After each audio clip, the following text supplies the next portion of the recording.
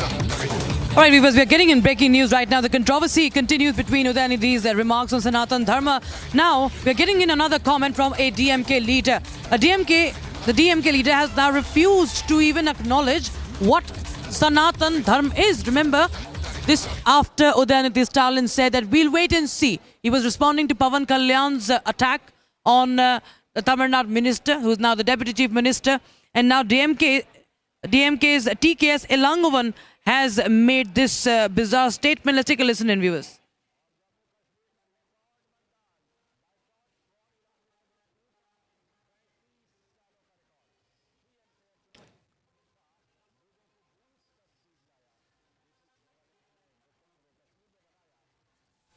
What I say is, if Sanatana Dharma is a concept which says that all men are born equal, we will accept it.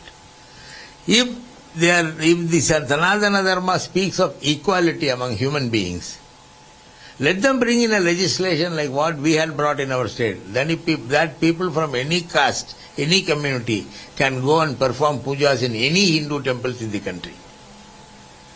I will become the first Sanatana supporter. Let them do that. They don't know the meaning of Sanatana Dharma, or they are afraid of explaining the meaning of Sanatana Dharma. What we say is, Sanatana Dharma means Manu Dharma. They cannot perform pujas. Let them bring in a legislation like that. We will accept. We will all become Sanatanis. So without knowing the meaning of the word, and I even earlier also I had asked what is the meaning of Sanatana Dharma, what does that concept mean? Let them explain first. So that was TKS Elangovan of the DMK, and he is saying that he was trying to challenge that one should define what Sanatan Dharma is. Also talking about how individuals are not treated equally in that system of in the fold of Sanatan Dharma.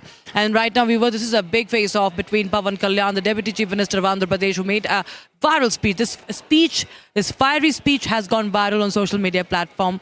And Aneri, my colleague, is joining us live on the broadcast. Aneri, this is a full-blown war, and Andhra Pradesh Deputy Chief Minister Pawan Kalyan had made this remark without taking, of course, Udayanidi Stalin's name. But everybody knows what Stalin had said last year. He compared Sanatan Dharma to dengue, malaria. He said that it's like dengue, it's like malaria, it's like leprosy. And he said that it should be eradicated. And now he says, let's wait and watch. That's an open threat. What is he trying to say? The message out is the confidence the Deputy Chief Minister of Tamil Nadu has is raising many questions.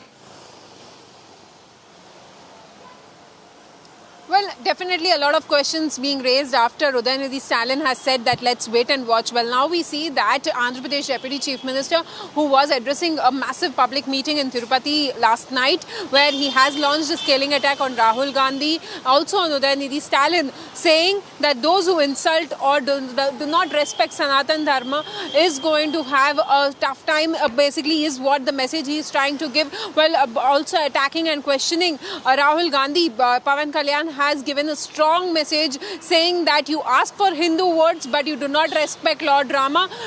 Do not dare to do so is what Pawan Kalyan has said to Rahul Gandhi. And when we speak about Udayanidi Stalin, without taking Udayanidi Stalin's name itself, Pawan Kalyan has said that the comments which are made by is not right, and also at the same time Sanatan Dharma won't be eradicated is what Pawan Kalyan has said. A very clear message, a strong message being put up by Pawan Kalyan on the Sanatan Dharma. And also at the same time what we have been seeing is that Udayanidi Stalin responding to Pawan Kalyan's statement, he says let's wait and watch is what Udayanidi Stalin has to say. So definitely a massive face-off between Pawan Kalyan and Udayanidi Stalin. Right. So we'll have to see what's next and what sort of comment will be made. Absolutely. In fact, there is the response coming in from the BJP. Dushyant Gautam has reacted. Let's take a listen, viewers. जवाब पवन कल्याण नहीं, पूरी जनता देगी, देश देगा इसका जवाब। तो लोग सनातन को कुचलने की बात करते हैं, वो कभी उनका भविष्य सुरक्षित नहीं रहता। अनेक लोगों ने अनेक समय पर अनेक बातें कही हैं, और उसका ही भटकन का नतीजा है जो सारे इंडिया अलायंस लगाता है, हिंदू धर्म पे गालियां बकता है, मंदिरों में लड़की चढ़ने के लिए जाते हैं, राम पैदा ही नहीं हुए, इनको डेंगू के बुखार की तरह कुचल देना चाहिए। और लगातार जो सनातन पे आक्रमण कर रहे हैं, मुझे लगता है कि ये भारतीय संस्कृति, देश की संस्कृति में बहुत बड़ा कुठारघात है और जनता और समाज तो इसका जवाब देगा ही। कहीं ना कहीं वहाँ के कर्नाटक के लोग भी इसका जवाब देंगे और जो लोग सनातन को लेकर चल रहे हैं, देश की संस्कृति को लेकर चलते हैं, वो हमारी रीढ़ की हड्डी है, वो हमेशा आगे बढ़ते हैं और ऐसे लोग पिछड़ जाते हैं। And we are joined by ex-Congress leader Acharya Pramod Krishnam. Thanks so much, Acharya, for joining us on Republic TV. Now, this is not the first time we are hearing such things from the DMK leaders. Now, last year there was a massive controversy after Udayanidhi Stalin had compared Hindu Sanatan Dharma to dengue and called for its eradication. Pawan Kalyan talks about protecting the dharma, and here comes the Deputy Chief Minister. He is now he's elevated to the position of Deputy Chief Minister. Udayanidhi says, let's wait and watch. Where is this confidence coming from to threaten that Sanatan Dharma should be eradicated, and we'll wait and watch whoever challenges it?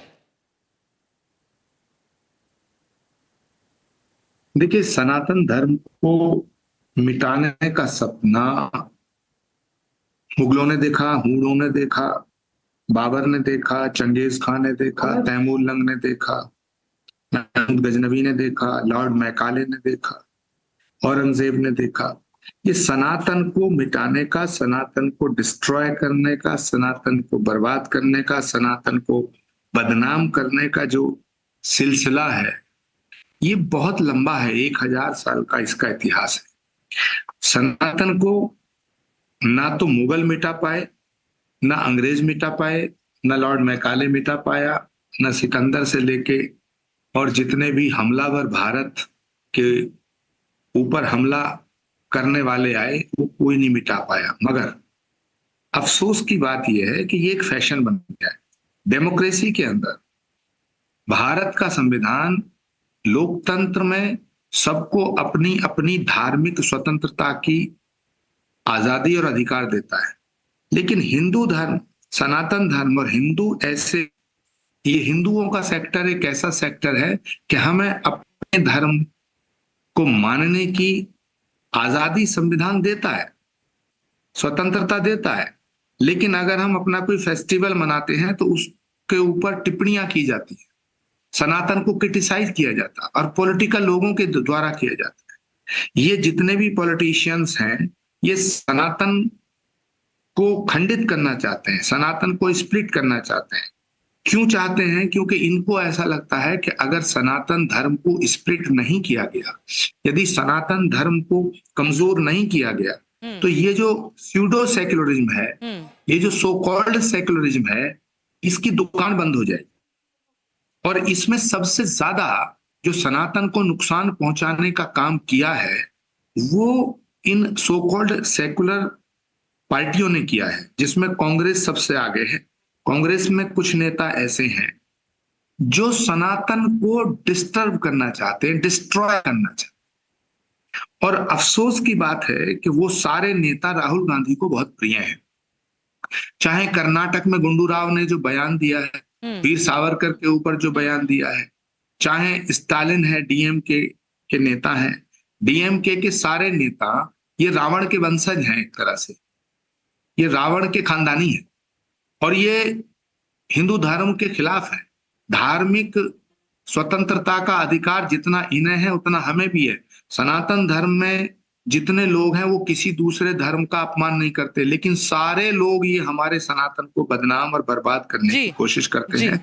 मैं इसकी घोर निंदा करता हूँ, मैं इसका विरोध करता हूं और मैं देश की सरकार से ये मांग करना चाहता हूं कि सनातन के ऊपर इस तरह की जो टिप्पणियां की जाती हैं, इस तरह के जो हमले हैं, ये सनातन धर्म के ऊपर अटैक है, बिल्कुल इनके खिलाफ सख्त कार्रवाई की जाए। जहां तक पवन कल्याण का सवाल है, पवन कल्याण आंध्र प्रदेश के अंदर एक बहुत ही भविष्य में होने वाले एक बहुत ही सशक्त नेता के रूप में उभर रहे हैं और मुझे बड़ा अच्छा लगता है कि जो भारत का भविष्य है, जो आगे आने वाली पीढ़ी है, उसमें ऐसे लोग हैं जो सनातन की रक्षा के लिए खड़े हैं। लेकिन एक बात और जोड़ूंगा, लास्ट 10 सेकंड एक बात जोड़ूंगा कि जो सनातन को कमजोर कर रहे हैं लोग, सनातन को उतना खतरा ना मुगलों से था, ना सनातन को उतना खतरा अंग्रेजों से था, लेकिन सनातन को सबसे बड़ा जो खतरा है आज वो जातिवाद से है, और सनातन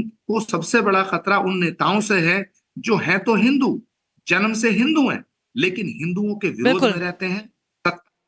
जी आचार्य आचार्य बहुत बहुत शुक्रिया हमारे साथ जुड़ने के लिए। अब हमारे पास एक रिएक्शन आ रहा है, जगन मोहन रेड्डी, राइट, लड्डू राव,